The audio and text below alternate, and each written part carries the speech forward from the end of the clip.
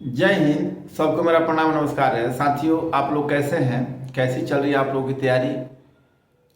देखिए, 13 तारीख को 17वीं बीपीएससी का एग्जाम हुआ और एक सेंटर जिस पे 12,000 कैंडिडेट का एग्जाम होना था, उसका उपद्रव आप लोगों ने बहुत सोशल मीडिया के माध्यम से देखा। 13 को एग्जाम हुआ, 14, 15 2 दिन और 16 को जब मंडे को ऑफिस खुला तो विभाग ने आनन फानन में आकर के मीटिंग करके और एक सेंटर बापू सभागार जो कि राजधानी क्षेत्र पटना के अंतर्गत है, उसका एग्जाम कैंसिल कर दिया। बाकी सब जो कहते हैं, उनका प्रेस कॉन्फ्रेंस हम देख रहे थे।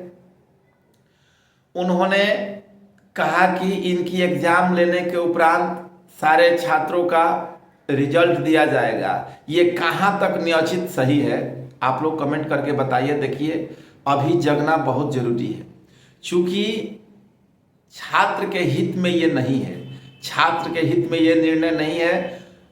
माननीय अध्यक्ष जी, आप कुछ दिन का समय लीजिए, इस पे आप एक पोर्टल बनाइए और सभी छात्रों के संज्ञान लेने के उपरांत एप्लीकेशन के माध्यम से संज्ञान लीजिए, पोल कराइए, जो भी आपके पास अवेलेबल अपॉर्चुनिटी हो, और पूरे एग्जाम को कैंसिल कीजिए। चूंकि एग्जाम का पैटर्न भी पता चल गया है छात्रों को, और जब राजधानी क्षेत्र पटना में इस तरह का माहौल बनाया जाता है, जब इस तरह उपद्रव किया जाता है, तो सोचिए कि दूर दराज के इलाकों में क्या हुआ। आपका एग्जाम का पैटर्न आउट हो चुका है। सभी परीक्षार्थी को समान मौका मिलना चाहिए। आप केवल एक सेंटर का एग्जाम कैंसिल करके छात्रों के साथ बिल्कुल अन्याय कर रहे हैं।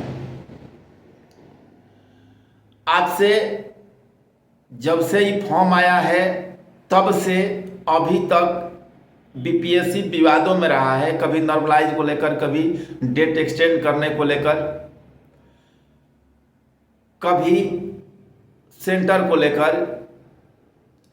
अभी एक सेंटर का एग्जाम कैंसिल करके आप फिर से विवादों में आ गए हैं। अगर चाहते हैं कि बीपीएससी की गरिमा बनी रहे, बीपीएससी की छवि बनी रहे, तो आप पूरे एग्जाम को समय ले लीजिए, इसकी जांच कर लीजिए अच्छे से। पूरे परीक्षार्थी के साथ ही अन्याय होगा अगर आप केवल एक सेंटर का एग्जाम कैंसिल करके और उसका दोबारा एग्जाम लेते हैं। चूंकि पैटर्न ओपन हो चुका है, पैटर्न आउट हो चुका है। इस 67वीं 68वीं 69वीं जैसा पेपर नहीं है। इसके पेपर का लेवल उसके कंपेरिजन में बहुत आसान है, आसान ही नहीं, यहाँ फैक्ट बेस्ड क्वेश्चन पूछा गया है। चूंकि आप अधिकारी बनाने वाले हैं और फैक्ट बेस्ड रेलवे के जो परीक्षार्थी हैं वो पूरा रट लेते हैं। बापू सभागार माननीय नीतीश कुमार जी का ड्रीम प्रोजेक्ट था, और इसमें इस तरह का उपद्रव, इस तरीके का धांधली, इस तरह का मिसमैनेजमेंट, और सबसे बड़ी बात कि ये राजधानी पटना में है। ये भारत के अन्य राज्यों में इसका गलत मैसेज जाएगा। तो अगर आप बिहार की गरिमा को बचाना चाहते हैं, बीपीएससी की गरिमा को बचाना चाहते हैं, तो अध्यक्ष जी आप एग्जाम कैंसिल कीजिए। और बहुत सारे बच्चे के मन में एक कुंठा है, आप कितना रिजल्ट दीजिए? 2000 सीट में 10,000, 12,000, 15,000 रिजल्ट दीजिएगा, और 12,000 एक ही सेंटर के परीक्षार्थी हैं। अगर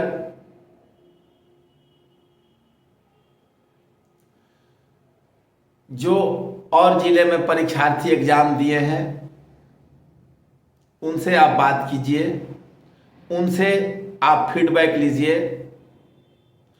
उस बच्चे का बैकग्राउंड पता कीजिए, जो बच्चा आपको फीडबैक दे रहा है कि वास्तव में उनका एग्जाम बढ़िया नहीं जाने के कारण वो कह रहे हैं कि हमें पूरे सिस्टम को, पूरे एग्जाम को कैंसिल होना चाहिए, या वो कभी पास्ट में रिजल्ट देते आए हैं। सारी प्रक्रियाओं से गुजरने के बाद आपको ये एग्जाम कैंसिल करना ही पड़ेगा। आप इस एग्जाम को दुविधा में मत डालिए, बच्चों के साथ अन्याय मत कीजिए। आप अधिक से अधिक टाइम ले लीजिए। एक सेंटर का कैंसिल आपने क्यों किया? आपने एक सेंटर का, उस दिन तो आप मान रहे थे कि हमारा एग्जाम पूरी तरीके से फेयर तरीके से हुआ है, कहीं किसी प्रकार की कोई अनहोनी नहीं हुई है। कुछ उपद्रवी छात्र हैं। उपद्रवी क्या होता है भाई? आप एक संवैधानिक पद पे माननीय अध्यक्ष जी बैठे हैं। उपद्रवी कुछ नहीं होता है। जो छात्र पढ़ते हैं, अगर उनके ईमानदारी को, उनके निष्ठा को ठेस पहुंचेगी तो वही छात्र उग्र हो जाते हैं। चूंकि हम लोगों की जो बिहार की धरती है, ये जयप्रकाश नारायण जैसे नेताओं की धरती है, राजेंद्र प्रसाद जैसे राष्ट्रपतियों की धरती है। यहां बुद्ध पैदा हुए या महावीर पैदा हुए। तो सभी छात्रों से विनम्र निवेदन है कि आप लोग धैर्य बनाए रखिए, अध्यक्ष जी पे भरोसा रखिए। एक ही सेंटर का एग्जाम कैंसिल नहीं होगा, पूरे सिस्टम को कैंसिल करना पड़ेगा। मतलब पूरा एग्जाम कैंसिल करके फेयर तरीके से एग्जाम लिया जाए। और इसमें अगर आपकी गुंजाइश हो तो उन छात्रों को भी सम्मिलित किया जाए जिनका रजिस्ट्रेशन हो चुका है, किसी कारणवश पेमेंट नहीं किए हैं, आपके वेबसाइट नहीं चलने के कारण पेमेंट नहीं किए हैं, उन छात्रों को भी समाहित करके आनन फानन में काम मत कीजिए आप लोग। चूंकि थोड़ा सा लेट हो और तरीका पारदर्शी होता है,